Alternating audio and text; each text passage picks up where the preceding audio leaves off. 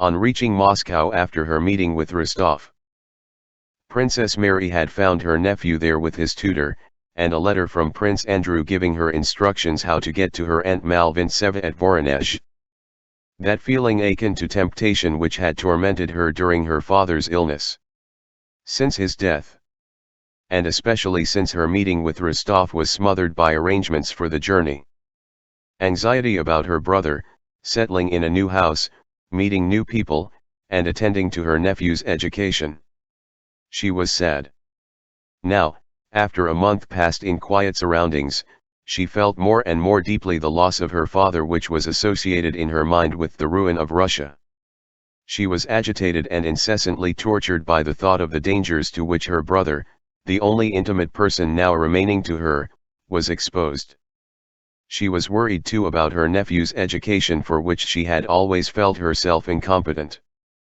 But in the depths of her soul she felt at peace, a peace arising from consciousness of having stifled those personal dreams and hopes that had been on the point of awakening within her and were related to her meeting with Rostov. The day after her party, the governor's wife came to see Malvintseva and, after discussing her plan with the aunt, remarked that though under present circumstances a formal betrothal was, of course, not to be thought of, all the same the young people might be brought together and could get to know one another. Malvintseva expressed approval, and the governor's wife began to speak of Rostov in Mary's presence, praising him and telling how he had blushed when Princess Mary's name was mentioned. But Princess Mary experienced a painful rather than a joyful feeling. Her mental tranquility was destroyed, and desires, doubts, self-reproach, and hopes reawoke. During the 2 days that elapsed before Rostov called, Princess Mary continually thought of how she ought to behave to him. First, she decided not to come to the drawing room when he called to see her aunt, that it would not be proper for her, in her deep mourning, to receive visitors. Then she thought this would be rude after what he had done for her. Then it occurred to her that her aunt and the governor's wife had intentions concerning herself and Rostov. Their looks and words at times seemed to confirm this supposition. Then she told herself that only she, with her sinful nature, could think this of them. They could not forget that, situated as she was, while still wearing deep mourning, such matchmaking would be an insult to her and to her father's memory. Assuming that she did go down to see him, Princess Mary imagined the words he would say to her and what she would say to him, and these words sometimes seemed undeservedly cold and then to mean too much. More than anything she feared lest the confusion she felt might overwhelm her and betray her as soon as she saw him. But when on Sunday after church the footman announced in the drawing room that Count Rostov had called, the princess showed no confusion, only a slight blush suffused her cheeks and her eyes lit up with a new and radiant light.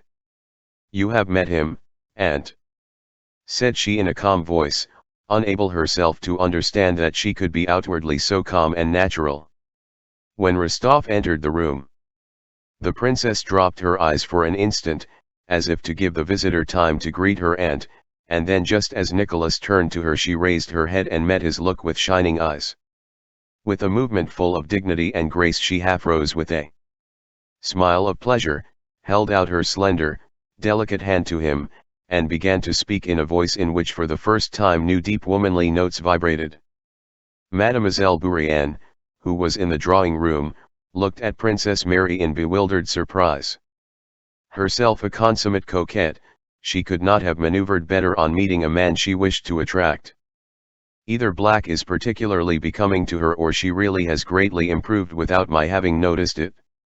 And above all, what tact and grace, thought Mademoiselle Bourienne. Had Princess Mary been capable of reflection at that moment, she would have been more surprised than Mademoiselle Bourienne at the change that had taken place in herself. From the moment she recognized that dear, loved face, a new life force took possession of her and compelled her to speak and act apart from her own will. From the time Rostov entered, her face became suddenly transformed. It was as if a light had been kindled in a carved and painted lantern, and the intricate, skillful, artistic work on its sides, that previously seemed dark, coarse, and meaningless, was suddenly shown up in unexpected and striking beauty. For the first time all that pure, spiritual, inward travail through which she had lived, appeared on the surface. All her inward labor, her dissatisfaction with herself, her sufferings, her strivings after goodness, her meekness, love, and self-sacrifice, all this now shone in those radiant eyes, in her delicate smile, and in every trait of her gentle face. Rostov saw all this as clearly as if he had known her whole life. He felt that the being before him was quite different from, and better than, anyone he had met before, and above all better than himself. Their conversation was very simple and unimportant. They spoke of the war, and like everyone else unconsciously exaggerated their sorrow about it. They spoke of their last meeting, Nicholas trying to change the subject. They talked of the governor's kind wife, of Nicholas' relations, and of Princess Mary's. She did not talk about her brother, diverting the conversation as soon as her aunt mentioned Andrew. Evidently she could speak of Russia's misfortunes with a certain artificiality, but her brother was too near her heart and she neither could nor would speak lightly of him. Nicholas noticed this. As he noticed every shade of Princess Mary's character with an observation unusual to him, and everything confirmed his conviction that she was a quite unusual and extraordinary being. Nicholas blushed and was confused when people spoke to him about the princess, as she did when he was mentioned. And even when he thought of her, but in her presence he felt quite at ease, and said not at all what he had prepared, but what, quite appropriately, occurred to him at the moment. When a pause occurred during his short visit, Nicholas, as is usual when there are children, turned to Prince Andrew's little son, caressing him and asking whether he would like to be an hussar. He took the boy on his knee, played with him, and looked round at Princess Mary. With a softened, happy, timid look she watched the boy she loved in the arms of the man she loved.